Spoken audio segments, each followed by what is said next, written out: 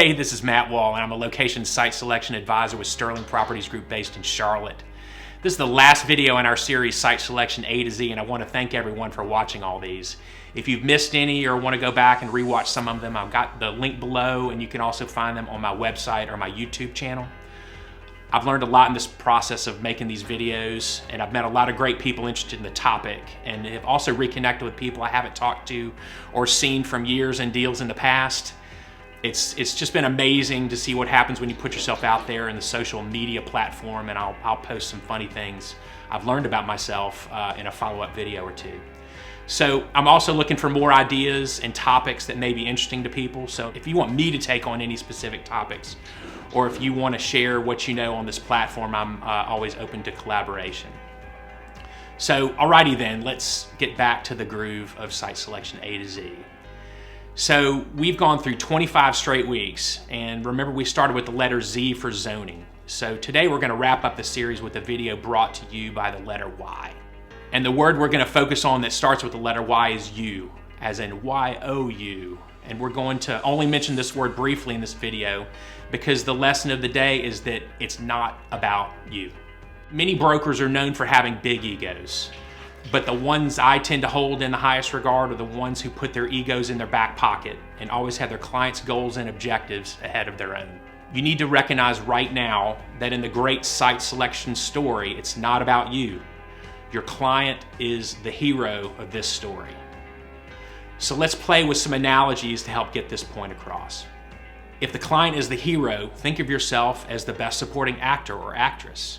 If your client's mission is to climb Mount Everest, think of yourself as the weathered Sherpa carrying a heavy load and keeping the client on the right path to reach the summit.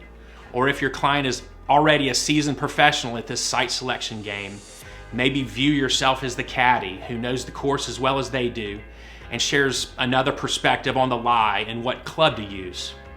Your client is the most important person in your deals because without them, you'd have nothing to do with your real estate license, right? So when you embark on any real estate assignment or mission, it's always very important to know the motivations and aspirations of your client. Why are they in the business in the first place? And what is the importance of this location for them in their business? Your client may be a real estate director for a national chain. They may have a specific number of new stores they need to open this year. You want to know what number that is and work accordingly. So to help them make that goal, you'll need to be vetting more opportunities at the same time, knowing that deals fall out for many reasons. You'll want to communicate clearly that you understand the goal and are tracking that number and are as motivated as they are to make sure that goal is met. And it might be fair to ask your client what's at stake for them.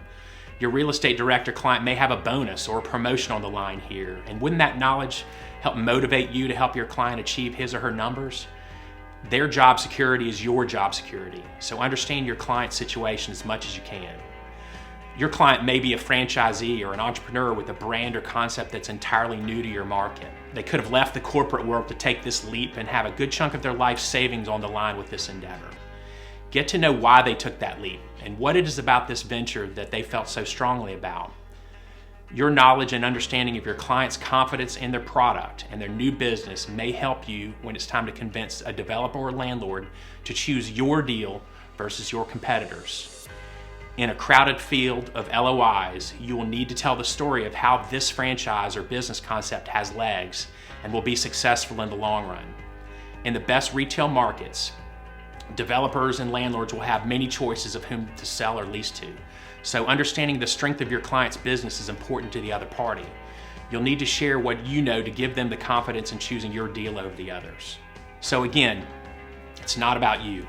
It's all about serving your client, and getting a deep understanding of the whole client story will help you accomplish their goals and objectives on this deal and future deals. So for this week's pro tip, I'll repeat it again.